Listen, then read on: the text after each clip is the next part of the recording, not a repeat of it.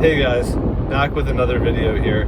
Apologize for the low quality camera work. I'm waiting for some more equipment to arrive. It hasn't arrived yet. Hopefully I'm gonna get the equipment soon and I'll be able to improve the quality of these videos. But hopefully in the meantime, the quality of the video does not impede my ability to convey the messages to you guys that I'm attempting to convey.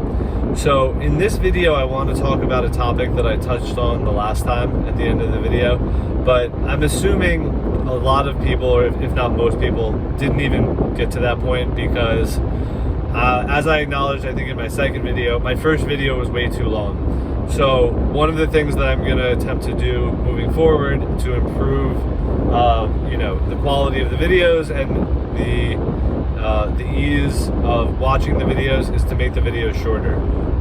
Something else that I noticed is that I was constantly saying in my first video, and I think that that's something that I probably do in in normal conversation quite often, and that's something that I want to try to eliminate because there's really no need for it.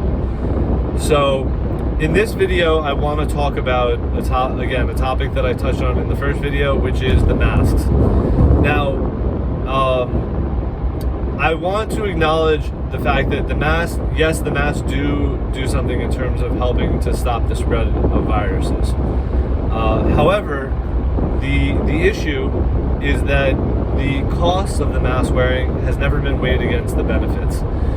Especially by the people who were telling us to wear the masks, i.e. the media, the CDC, the WHO, any of these other health organizations, Dr. Fauci, whoever else, was in charge of conveying the pandemic protocols to the general public. So I think that it's very important that, everything in life be looked at from a cost-benefit analysis approach. Because even your relationships, if your relationship has a higher cost than benefit, then it's no longer cost effective.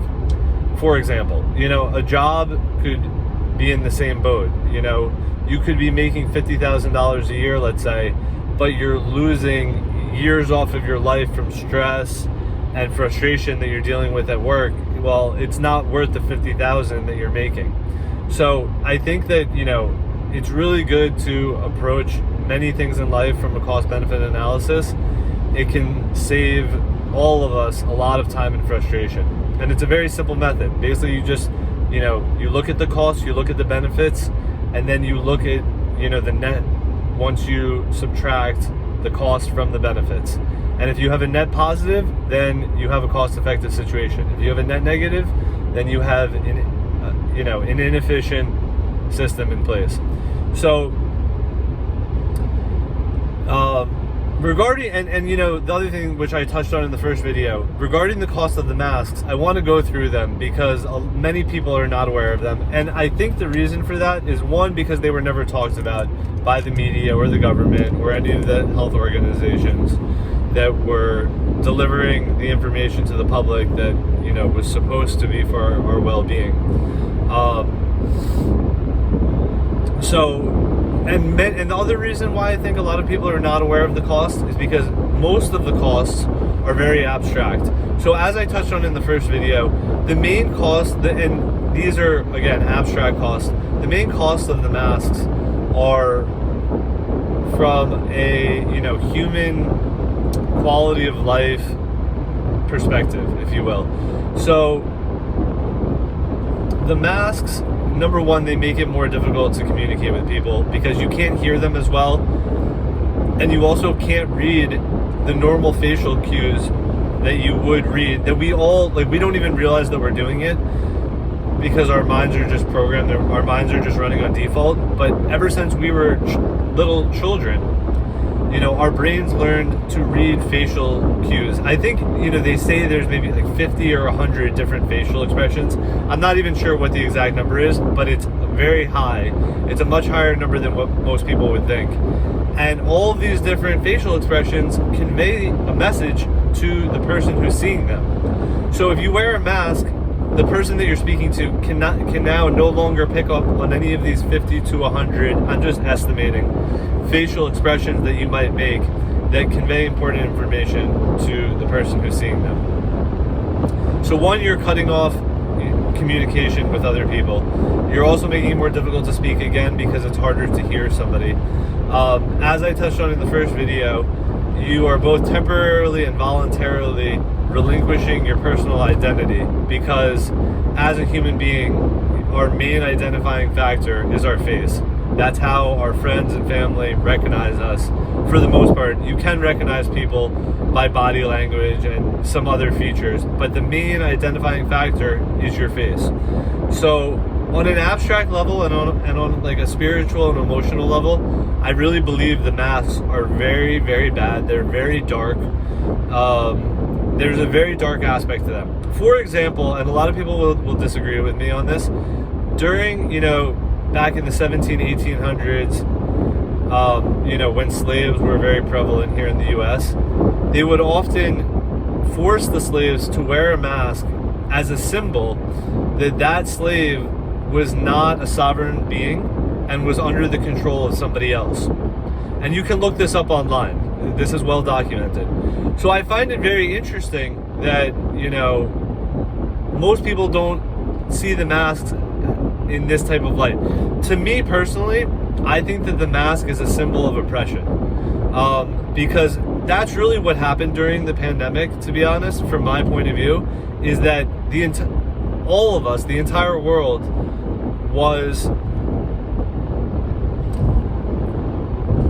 basically under the control of somebody else, i.e. the government and all of the different institutions that implemented the pandemic responses, the shutdowns, and all of the other responses to the pandemic. So I really believe the masks are a very oppressive thing. They're partially removing your voice, which is a huge source of power for us as human beings, is our voice, our ability to communicate our thoughts and feelings. If our voice is taken away, we lose a tremendous amount of power. And this can be, losing your voice can take many different forms. But I would argue that the mask is a tool to remove people's voices, in a sense. And our voices were also silenced in other ways during the pandemic by, all of the big tech, the fact checkers, regulating the truth, which is another very dark practice. If any of you guys have read, 1984 by George Orwell, he predicts a lot of the stuff that's honestly going on now. And one of the things in the book 1984 that he discusses is that the government in the utopian society there had something called a Ministry of Truth, where they basically regulated what was true and what was not. And if you look at what's going on in our society right now, there's a lot of this truth regulation. The fact checkers are the most obvious example of this, but nobody can say what's true and what's not. People need to decide what's true for themselves. Now, I do agree, because I've actually been having a lot of discussions with my father about this, because he's in the camp, you can't let people be spreading dangerous, information, hateful information. And I do agree there needs to be a line drawn, like, it's not right to go on, and on the internet, let's say, and start, advocating for violence against a certain racial group or against a certain religious group.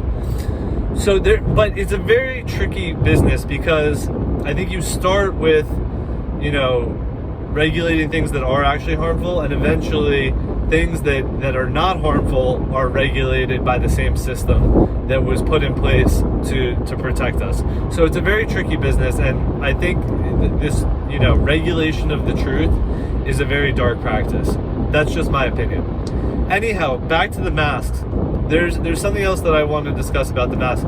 I knew from the beginning of the pandemic that crime was going to increase because of the pandemic response, because you take a bit away people's ability to work, which, a lot of people, especially the lower class of people, that, the people who were working as waiters or waitresses, in some of these more basic positions, those were all of the people who were out of work during the lockdown.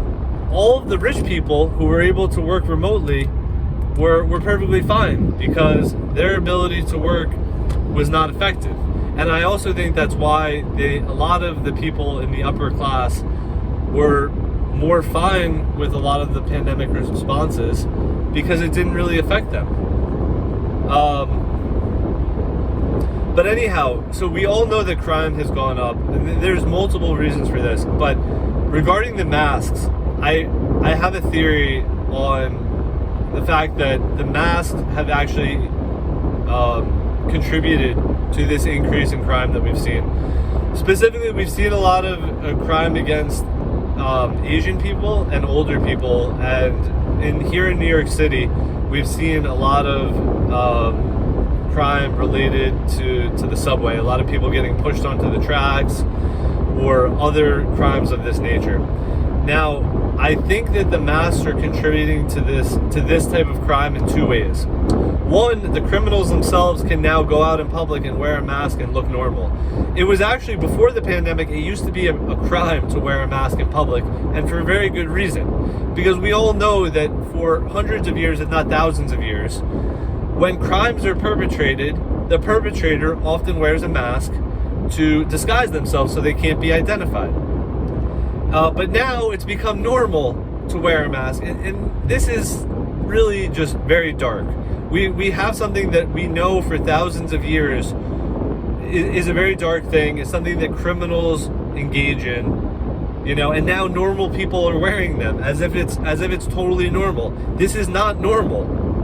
I'm sorry, this is not normal, healthy behavior to be wearing a mask, and here in New York City, you've got people 3 years later, they're walking around outside on the street where there's fresh air, there's basically no risk of transmission from anyone unless somebody stands and coughs in your face. And they're still wearing masks, and it's removing their identity, it's impeding their ability to communicate with other human beings. It comes from a very insecure place, I believe. I had a friend of mine tell me, that they really enjoyed wearing the mask because other human beings couldn't see their facial expressions. And, that's a very weak mindset to have. And, I feel sorry for anybody who has that type of a mindset. Nothing personal, but again, we as human beings, we need to understand our power. And, you can't walk around afraid of the world. And I think that's what's actually happening with the mask to some extent, is that the mask does create this sort of protective feeling, because I noticed it myself during the pandemic. There's a comfort to it that people can't see you and you feel protected in some way. It's also abstract. It's a little bit hard to pinpoint exactly what it is, but there's definitely a comfort to wearing the mask. But it's kind of like, being in your comfort zone is not where you're going to grow. It's not where you're going to thrive. There's a big movement now by a lot of young people are kind of practicing that, like, seek discomfort. And I really believe in that, because the more that we put ourselves in uncomfortable situations, the stronger we become, and the more resistant we become to uncomfortable situations. The more that we stay in our comfort zone and just want to sit on the couch and, drink a beer, drink a nice hot cup of hot chocolate, we're not going to grow. We're not going to get stronger. We're not going to, meet new people. We're not going to have new experiences. We're just going to stay in our comfort zone. And I think for a lot of people, the mask is putting them in their comfort zone, and they really need to step outside their comfort zone. So anyhow, going back to the crime issue, I believe that the criminals now can wear masks in public and appear normal, so it makes it much easier for them to commit crimes, and it makes them more brazen because they know that they're not going to be able to be identified as easily as if they didn't have a mask on. Now, the other component to this is that I believe even before the masks were worn, criminals, especially criminals who are committing violent crimes, on other human beings, they already don't see their victims as human beings. They kind of see them as less than human beings. They just see them as an object. But now, when these same victims are wearing masks and they don't have a face that's readily identifiable, I believe that the criminals now see the victims as even more like an object and less like a human being than they did before. So one, by wearing the mask, they are more brazen and feel more confident to commit their crime in broad daylight a lot of the time because they know they can't be identified. And two, they see their victims as something less than human, as just an object, you know. And this is, again, a reason why I believe the mask wearing is a very dark practice. Lastly, the last cost, and I'm sure there's other costs that I'm not even aware of, because there's lots of things that I'm not aware of, just like all of us, is the ecological impact that the masks have. A lot of these masks, billions of these masks to be honest, are ending up in our oceans. And a lot of these masks, as I'm sure many of you are aware, have microplastics in them. And the microplastics, over time, the mask will break down, and then the microplastics are eaten by the fish, and then we eat the fish, and then we're essentially eating plastic.